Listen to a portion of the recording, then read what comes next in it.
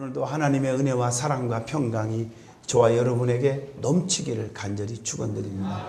빌립보 4장 8절로 9절 복받은 성도의 삶이라 하는 제목으로 말씀을 전할 때 이 말씀을 유튜브를 통해서 또 플레이스토어를 다운받아 든든한 교회를 통해서 듣는 분들, 또 TV 방송을 통해서 전국 전 세계에서 듣는 모든 하나님의 자녀들에게도 그리스도의 능력으로 복받는 성도의 삶을 갖추시기를 축원합니다.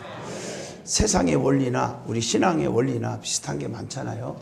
기독교는 심는 대로 거두리라. 또 우리가 원인 없이 결과가 없다. 우리가 노력한 만큼 하나님은 열매를 주신다. 성경에 수도 없이 많이 기록되어 있습니다. 내가 믿는 하나님이 누구냐? 전능하신 분. 다시 말하면 맘만 잡수시면 못하는 것이 없어요. 죽은 자도 살리셨습니다. 문제가 해결됩니다. 그렇게 풍랑으로 심해도 주님의 말씀 한마디에 잔잔케 하셨습니다. 오늘 이걸 하셔야 돼요. 홍해바다를 육지같이 갈라버리고 반석에서 샘물이 터져 나오게 하시고 하늘에서 먹을 것을 내려다 주시고 요단강도 가르고 도끼가 빠졌지만 세상의 물 위에 떠오르게도 하시고 쓴 물을 단물로 만들기도 하시고 살 수 없는 불치의 병자들을 다 살려주시고 귀신 들린 자를 귀신을 쫓아내서 온전케 하시고 불행과 슬픔과 괴로움과 낙심을 가지고 살아가는 자에게 소망과 용기와 희망을 주시는 주님, 오늘 그분이 히브리서 11장 6절 여기 계시다는 사실을 믿으시기를 바랍니다. 내가 믿는 하나님은 전능자요. 그 전능자가 내 안에 계시면 세상에 살아가면서 불가능이 있을 수가 없습니다. 모든 복된 삶은 주님께서 나와 함께 하실 때만 가능합니다. 교만한 사람들은 자기 노력으로, 자기의 지식으로, 자기가 가진 것 가지고 되는 줄 알지만 그렇지 않습니다. 시편 1편에 보면 복 있는 사람이 있고 저주받은 사람이 있잖아요. 복 있는 사람은 악인의 길을 절대 쫓지 않아요. 죄인의 길에 서지도 않아요. 오만한 자리에 앉지도 않아요. 하나님 말씀을 주야로 항상 묵상하고 산다고 했어요. 그랬더니 시냇가에 심은 나무가 시절을 쫓아 열매를 맺고 잎사구가 안 말라요. 계속적인 축복이 와요. 그 행사가 하는 일마다 형통하게 하신다. 그러나 악인은 그렇지 않아요. 다시 말하면 악한 사람들은 축복 못 받는 사람들을 보면 그 삶의 현장을 보면 악인의 길을 쫓고 죄인의 길에 서고 오만한 자리에 앉고 하나님 말씀을 듣지 않으려고 그래요. 그랬더니 바람에 나는 겨와 같도다라고 시편에 기록되어 있습니다. 그렇기 때문에 우리 성도들은 복받기를 위해서는 성도의 삶이 얼마나 중요한가, 어떻게 사느냐, 이게 참 중요한 줄로 믿습니다. 복받는 사람은 복받는 삶을 살아야 한다는 것을 오늘 본문을 통해서 주시고 있습니다. 그래서 저와 여러분이 복받는 성도의 삶이라 하는 제목으로 말씀을 드릴 때 저와 여러분에게 큰 은혜의 시간, 축복의 시간이 되시기를 간절히 축원드립니다. 성도는 해서는 안 되는 일이 있고 또 열심히 해야 될 일, 힘써야 될 일이 있습니다. 사람이 구분할 줄 알아야 돼요. 여러분들이 믿음의 사람들은 자녀들을 위해서 기도할 때 하나님 내 자식 부자 만들어 주시고 출세하게 하시고 그게 중요한 게 아닙니다. 하나님이요 내 자녀들에게 지혜로운 자가 되게 하옵소서. 선과 악을 분별할 수 있는 능력과 또 하나님의 뜻과 마귀의 뜻이 무엇인지를 분별할 수 있는 영적인 능력을 달라고 기도해야 됩니다. 그래서 내가 해야 할 일이 뭐고 하지 말아야 할 일인지 그 정도도 구분 못하니까 마지막에 말년에 망신을 당하고 살아가는 겁니다. 여러분, 그리스도인으로서 해서는 절대로 안 되는 일이 있습니다. 성경을 찾아보니까 고린도후서 6장 14절 보니까 믿지 않는 자들과 멍에를 같이 하지 말아야 한다 그랬어요. 여러분, 악한 사람들과 함께 같이 놀면 나도 악한 자가 돼요. 제가요 내 평생 동안 죄송하지만 담배는 손 한 번 대본 적이 없고 술, 맥주 이런 거 만져본 적도 없습니다, 솔직히. 그런데 어떤 때는요, 야 목사님 술 먹었나 봐. 이상하다. 나중에 했더니 술을 곤드레로 막 먹은 사람들의 그룹 옆에 전도하냐고 5분을 있었는데 그게 몸에 뱄나 봐요. 얼마나 힘들었는지 몰라요. 여러분, 악한 자들과 함께 있으면 그렇게 되는 거예요. 베드로가 왜 그렇게 수제자로서 예수님을 배신했습니까? 멀찌감게 떨어져서 세상 사람들 옆에서 불 쬐고 있다가 예수를 부인하고 저주까지 하고 배신을 한 것입니다. 우리는 복 있는 사람은 복 있는 사람들과 함께 하시기를 주 이름으로 축원합니다. 디모데후서 2장 23절 어리석고 무식한 변론을 버리라. 여기서 다툼이 나는 줄을 알미라. 두 번째, 변론을 하지 말아야 돼요. 여러분 자꾸 해명하려고 하고 답변하려고 하고 그러지 마요. 어리석은 사람들이 그래요. 거기서 싸움이 일어나는 거예요. 세 번째로는 에베소 5장 18절에 술 취하지 말라. 이는 방탕한 것이니 오직 성령의 충만함을 받으라. 주초를 금해야 된다는 얘기입니다. 또 잠언서 24장 1절이나 시편 37편 1절에 보면 악인의 형통을 믿음의 사람들은 절대로 부러워하지 말아야 한다. 왜 그렇습니까? 악한 사람도요, 부자로 잘 사는 사람이 있어요. 출세하는 사람이 있어요. 그런데 우리는 그걸 부러워하지 말으래요. 왜냐하면 그들이 가질 수 없는 것, 10,000,000배, 억만 배 줘도 바꿀 수 없는 축복을 우리는 두 가지가 있어요. 하나는 우리는 영생이 있습니다. 두 번째로는 특별 은총이 있습니다. 여러분, 절대로 사람이 태어났다가 한번 죽는 것은 반드시 정한 이치이지만 그 위에는 심판이 있는 거예요. 유명한 존 웨슬리 목사님은 이런 말을 했습니다. 그리스도인들의 물질관념은 세 가지다. 많이 벌어라, 많이 모으라, 그리고 멋있게 써라. 다시 말하면 많이 벌으라는 말은 부지런하게 살으라는 거예요. 많이 모으라는 말은 사치하지 말고 근면하게 검소하게 살아라. 멋있게 쓰라 하는 말은 벌 줄 아는 재주가 있으면 쓸 줄 아는 재주가 있어야 되듯이 보람있게 어려운 자들을 위해서도 사용할 줄 아는 삶을 살아라, 그 말입니다. 그것이 예수 믿는 사람들의 물질관념이 되어야 되는 겁니다. 또한 성숙을 위해서 꾸준히 노력해야 합니다. 믿음의 사람들, 베드로후서 3장 18절, 에베소 4장 13절. 어떤 분들은 신앙생활을 10년, 20년, 50년을 해도 믿음이 자라지를 않아요. 성숙하지를 못해요. 가면 갈수록 더 교만해지고 그래요. 잘못된 것입니다.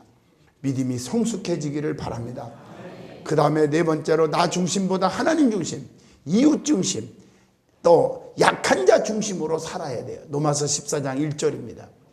마태복음 8장 5절로 13절에 가버나움 한 백부장은 종 하인 하나가 중풍병으로 다 죽어갈 때 팽개치지 않고 살려달라고 우리 주님 앞에 애원하다가 그 하인을 살려낸 거 아시지 않습니까? 여러분, 나보다 못 배우고 가난하고 등록한 지 얼마 안 되고 이런 자들을 섬기는 것이 교회의 사명인 줄로 믿습니다. 로마서 12장 12절에 보면요, 소망 중에 늘 즐겁게 살아라 그랬고, 고린도전서 15장 31절 보면 자신을 이기기 위한 싸움을 하여야 한다고 가르쳐 주고 있어요. 그리고 고린도전서 10장 31절 보면 오직 하나님의 영광을 위해서만 삶을 살으라고 그랬어요. 그래서 마태복음 5장 13절로 16절에 보면 너희는 세상의 소금과 빛이라 그랬어요. 오직 하나님 영광을 위해서 사시기를 주 이름으로 축원합니다. 또 하나님과 동행하는 삶을 살아야 돼요. 하나님 떠나서는 살 수 없잖아요. 고린도전서 10장 31절 우리의 삶의 목적이 하나님의 뜻과 같아야 하나님과 동행하는 삶을 살 수 있어요. 여러분, 뜻이 다르면 같이 동행할 수가 없는 것입니다. 왜 여러분들 세상의 직장이나 사업장에 왜 이렇게 불협화음이 생깁니까? 뜻이 같지 않으니까 싸움이 일어나는 거예요. 서로 불행하는 거예요. 신앙생활도 마찬가지입니다. 하나님의 뜻과 내 뜻이 같아야 하나님과 동행할 수가 있는 줄로 믿습니다. 말씀과 동행하는 삶을 사는 것이 히브리서 4장 12절 하나님과 동행하는 삶이라고 말하고 있습니다. 또 고린도전서 3장 16절 보면 너희가 하나님의 성전인 것과 또 하나님의 성령이 너희 안에 계시는 것을 거하시는 것을 너희가 알지 못하느냐. 성령님의 이끌리는 삶을 사는 것이 하나님과 동행하는 것입니다. 나 어느 곳에 가든지 주님이 늘 나와 함께 하신다. 동행해 주신다. 왜? 성령에 충만하기 때문입니다. 그리고 히브리서 11장 1절로 2절에 믿음은 바라는 것들의 실상이요 보지 못한 것들의 증거라겠으니 믿음으로 미래지향적인 삶을 사는 것이 하나님과 동행하는 삶인 줄로 믿습니다. 두 번째로 은혜 받을 말씀은 그리스도인의 삶에 있어서 배우고 듣고 본바를 행하는 삶을 살으라고 오늘 본문에 분명히 가르쳐주고 있어요. 오늘 본문 빌립보 4장 9절에 너희는 내게 배우고 받고 듣고 본바를 행하라. 그리하면 평강의 하나님이 너희와 함께 계시리라. 여러분, 이게 참 중요한 것입니다. 자, 하나님 말씀대로 배우고 듣고 본바를 실천하는 삶을 살면 어떤 축복이 온다고요? 평강의 하나님이 나와 함께 하세요. 평강이 뭘까요? 형통입니다. 자식이 속썩이면 평안이 오지 않잖아요. 병들어 죽게 되면 평안이 오지 않습니다. 사업에 부도나는데 무슨 평안이 오겠어요? 평안은, 이것은 건강의 축복, 재물의 축복, 형통의 축복을 가리키는 것입니다. 그래서 하나님께서 사랑하는 자들에게 평안을 주신다는 말로 잠을 주시는도다, 이렇게 표현하기도 했고, 교회를 사랑하는 자 시편 122편 6절에 예루살렘을 향하여 평안을 구하라. 예루살렘을 사랑하는 자에게는 내가 형통케 하리라 라고 약속하고 계신 거예요. 다시 말하면 무엇을 배우고 받고 듣고 행해야 됩니까? 올바르게 살으라는 거예요. 그리고 정결하게 살으라는 거예요. 참되게 살으라는 거예요. 경건하게 살으라는 거예요. 사랑하고 살아야 돼요. 칭찬하며 살으라. 오늘 본문의 말씀입니다. 자, 그러면 세 번째로 거짓말하지 말고 진실하게 살아가는 것이 성도의 삶이라는 겁니다. 사람들이 가장 정말 거짓말을 많이 해요. 성경을 보면 거짓말도 크게 나누면 두 가지가 있어요. 선한 거짓말이 있고 악한 거짓말이 있습니다. 여러분, 믿음의 사람들은 선한 거짓말은 때로는 필요해요. 남을 지켜주기 위해서. 할렐루야. 어떤 자녀가요, 자기 아빠가 퇴근하고 왔는데 아빠 기 좀 빌려줘요. 왜? 엄마 말이요, 두드려 패야 돼. 왜냐하면 밤새도록 어디서 뭐라고 이제 와가지고 밥도 안 차려주고, 진짜 우리 남은 컵라면 끓여 먹었어. 청소도 안 하고 우리가 청소하냐고. 허리가 얼마나 아프지. 공부도 못했어. 내가 일렀다 하지 말고 그런 줄 알아요. 이렇게 말하는 자녀가 있는가 하면, 어떤 자녀는 똑같은 사건이지만 아빠, 우리 엄마 업어줘. 왜? 세상에 하루 종일 마실도 안 가고 집에서 진짜 아빠 밥 차리고 우리 밥 주고 청소하고, 그리고 시간 나니까 성경 읽고 기도하더라. 진짜 그런 엄마가 어딨냐. 이렇게 거짓말했어, 거꾸로. 왜? 엄마 두드려 맞지 않게 하려고. 이게 착한 사람이에요. 성경에 보세요. 여러분, 그 기생 나아비가요, 자기 주의 종을 무조건 맞죠? 나아비 아니라 여기요. 맞죠? 세상에 주의 종을 알아보고 목숨 걸고 지켜줬어요. 그런데 사람들이 내놓으라는 거예요, 주의 종을. 그때 거짓말 하잖아요. 감춰주고 나서 없다고. 그건 선한 거짓말이에요. 그걸로 인해서 어떻게 됐습니까? 다 여리고성이 무너져 쓸어버렸지만 그 집은 어떻게 됐습니까? 죽지 않았어요. 문설주에 그 붉은 줄을 이렇게 문에다가 붉은 줄을 내걸어서 저 집은 건들지 마라. 다 살려주신 줄로 믿습니다. 여러분, 선한 거짓말은 때로는 필요한 거예요. 할렐루야. 그런 악한 거짓말, 헤롯 왕처럼 아기 예수 태어난 거 나한테 알려주라. 나도 경배하리라. 거짓말이잖아요. 죽이려고. 여러분, 말로가 비참해집니다. 우리는 선한 거짓말은 필요하지만 악한 거짓말하면 안 돼요. 그래서 성경에 보면 거짓말은 정말 하나님이 싫어해요. 그래서 사람들이 가장 많이 거짓말하는 그 거짓말 중에 대표적인 거 5가지 유형이 있어요. 첫째가 회피형 거짓말.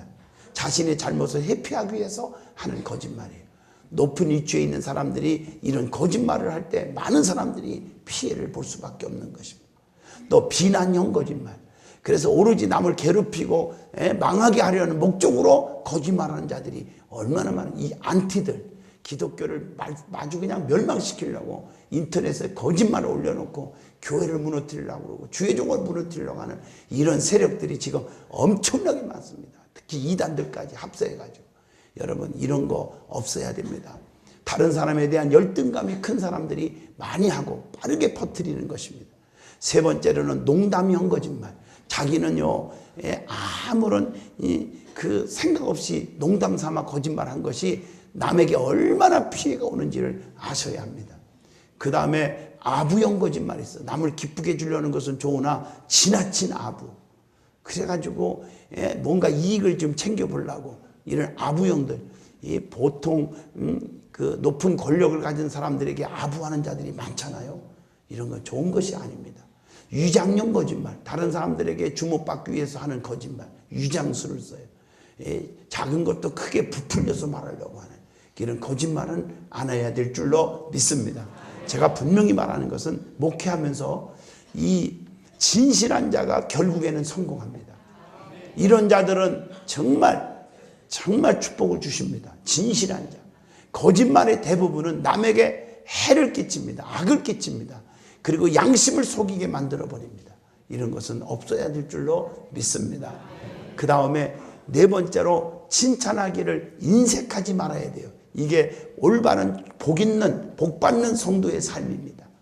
칭찬하면 10가지 계명이 있어. 칭찬의 10가지 계명. 그게 뭘까? 첫째, 소유가 아닌 재능을 칭찬하라.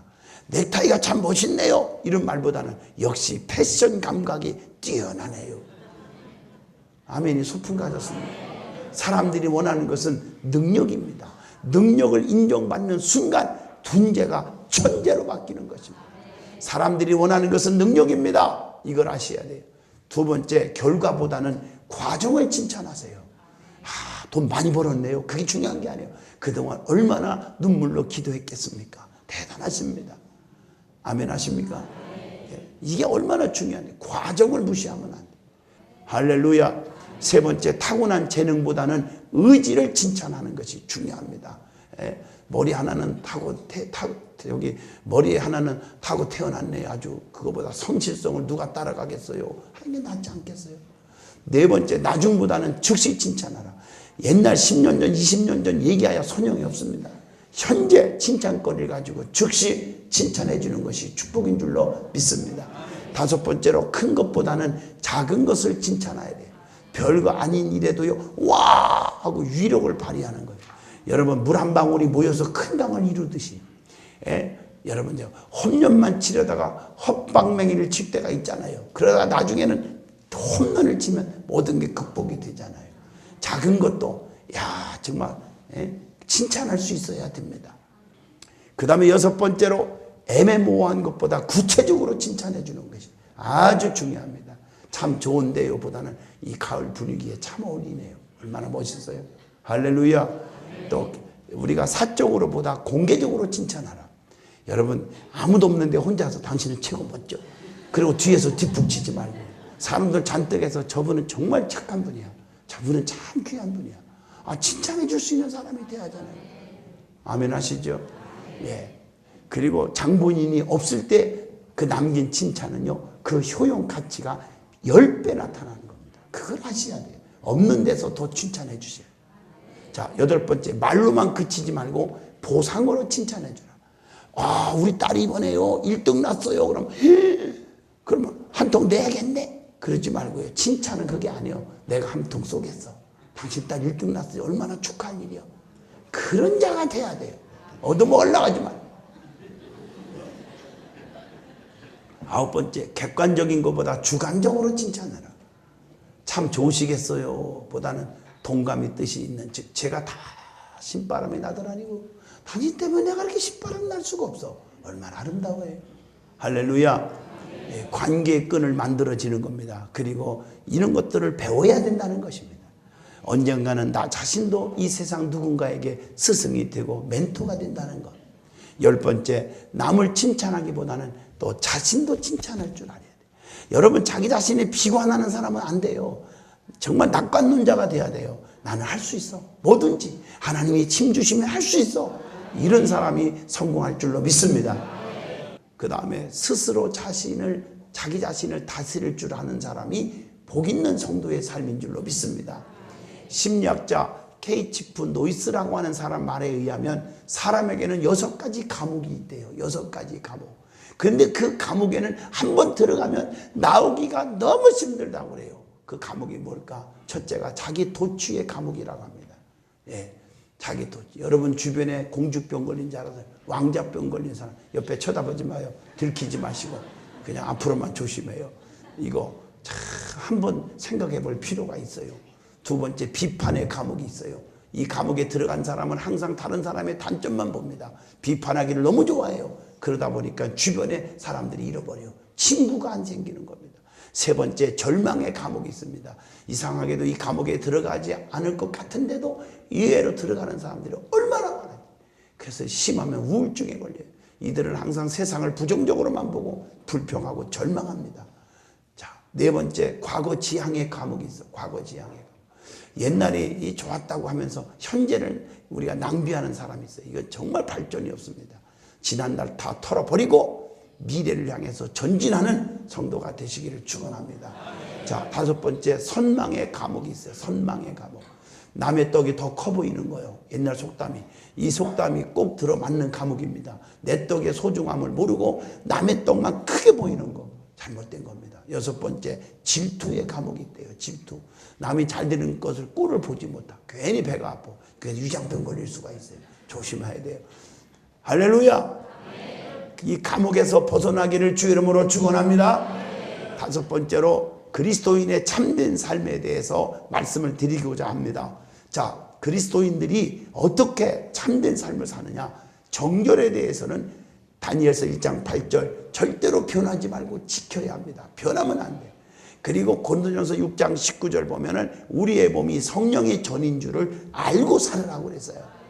자, 그러면 언어에 대해서는 어떻게 살아야 되느냐. 자, 마태복음 12장 34절로 37절 보면요. 자, 선한 마음을 가지고 선한 말만 하라고 했어요. 선한 말만. 그리고 야고보서 1장 26절 혀를 제갈목에서 온전한 사람이 되라고 했어요. 얼마나 아름다운 말이에요. 자기 혀를 제갈목이지 아니하고는 자기 마음을 속이면 이 사람의 경건은 헛것이라고 했습니다. 그리고 마태복음 7장 1절 비판을 받지 않으려거든 비판하지 말라. 그 비판한 것 때문에 너희가 비판을 도리어 받게 된다고 그랬어요. 남을 비판해서는 안 될 줄로 믿습니다. 그리고 계시록 21장 8절 거짓말을 해서는 안 되겠죠.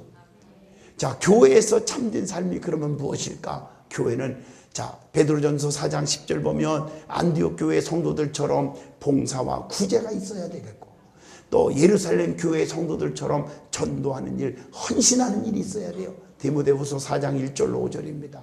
그리고 디모데후서 3장 14절이나 사도행전 17장 10절 말씀처럼 베레아 교회의 성도들처럼 예배와 교육이 있어야 될 줄로 믿습니다. 결론을 내립니다. 우리 하나님은 애모를 보지 않고 중심을 보십니다. 골로새서 3장 25절 불의를 행하는 자는 불의의 보응을 받으리니 주는 애모로 사람을 취하심이 없느니라 라고 말씀했어요. 사람은 겉보고 판단해서 상처받고 실망하고 믿음 뚝뚝 떨어지는 거예요. 하나님은 중심을 보시는 줄로 믿습니다. 하나님은 과거를 보지 않고 현재를 본다고 요한복음 8장 11절, 또 하나님은 행위를 보지 않고 믿음을 보신다고 에베소 2장 9절 말씀하고 있어요. 행위에서 난 것이 아니니 이는 누구든지 자랑치 못하게 함이니라. 그래서 성경을 보면 주님은 중풍병자의 믿음을 보시고 마가복음 2장 5절에 고쳐주셨잖아요. 예수께서 저희의 믿음을 보시고 중풍병자에게 이르시되 소자야 내 제사함을 받았느니라 하시니 이자가 깨끗이 나았습니다. 마가복음 10장 52절 주님은 소경 바디메오의 믿음을 보시고 눈을 뜨게 하셨습니다. 수로보니게 여인은 딸 하나가 있는데 미쳤어요. 얼마나 발작하고 얼마나 가슴이 아파. 정신병으로 말이에요. 그래서 예수님 앞에 고쳐달라고 했더니 개들에게 던짐이 마땅하도다. 이 말을 들었으면 여러분 같으면 안 고쳐주면 좋지 뭐야 하고 여러분은 덤볐고 혈기 부리고 아마 그랬을 거예요. 우리 교회는 그런 거 없지만 또 딴 데 가보면요 그냥 장로님들에서 삿다지라고 목사한테 대들고 그럴 수도 있어요. 그런데 오늘 이 수로보기의 여인은 그 말을 듣고도 가슴 아픈 일이잖아요. 그런데도 맞습니다. 내가 개만도 못한 여자예요. 그러나 개들도 상 아래 버려두는 부스럭이라도 주워 먹지 않습니까? 그 말을 하자마자 주님이 뭐라고 하는 줄 아세요? 여자여 네 믿음이 크도다. 네 소원대로 되라. 즉시로 딸이 온전해졌어요. 만약에 이 믿음이 없었다면 이 딸이 미쳐갖고 물에 빠져 죽었는지 어디 가서 산꼭대기에 떨어져 죽을지 불안한 거 아닙니까? 시집도 못 가고요. 그런데 이 딸이요, 세상에 온전해지는 바람에, 그 나머지는 성경에 안 나와서 꿈에 될 수는 없지만 너무 멋진 남자를 만나서 아기도 한 10명 낳고 행복하게 살았는지 모르죠. 그랬을 거예요, 아마요. 아멘 하십니까? 하나님은 정확히 판단하십니다. 여러분들의 믿음을 보시고 하나님은 여러분에게 축복하신 하나님이십니다. 복받는 일을 하는 성도의 삶을 보시고 복을 주시는 하나님이십니다. 하나님의 축복이, 은총이 저와 여러분에게 넘치기를 주의 이름으로 축원을 드립니다.